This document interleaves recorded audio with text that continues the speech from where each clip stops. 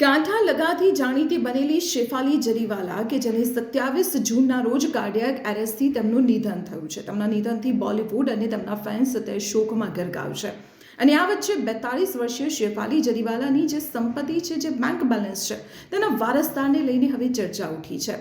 આમ તો શેફાલી જરીવાલાએ કોઈ ખાસ ફિલ્મો નથી કરેલી, પરંતુ તે ઇવેન્ટ્સ અને ટીવી શોમાં મોટાભાગે જોવા મળતી હતી. અને જે જાણકારી સામે આવી રહી છે, ઇવેન્ટ્સમાં 3 થી 4 મિનિટના પરફોર્મન્સ માટે તે 15 થી 20 લાખ રૂપિયા ચાર્જ કરતી હતી.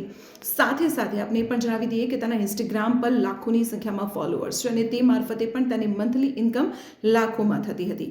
જે વિગતો સામે આવી રહી છે, શેફાલી જરીવાલાના બેંક બેલેન્સમાં 8 થી 9 કરોડ રૂપિયા છે.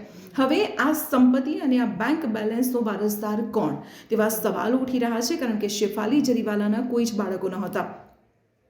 આપણે જણાવી દઉં કે 2004માં શેફાલી જરીવાલાએ હરમીત સિંહ સાથે લગ્ન કર્યા હતા અને 2009માં તેઓના છૂટાછેડા થઈ ગયા હતા. તેમના કોઈ બાળકો ન હતા અને છૂટાછેડા બાદ પણ તેમનું કોઈ ગઠબંધન નહોતું. જ્યારે 2014માં શેફાલી જરીવાલાએ પરાગ ત્યાગી સાથે લગ્ન કર્યા હતા અને તેમના પણ કોઈ બાળકો નહોતા.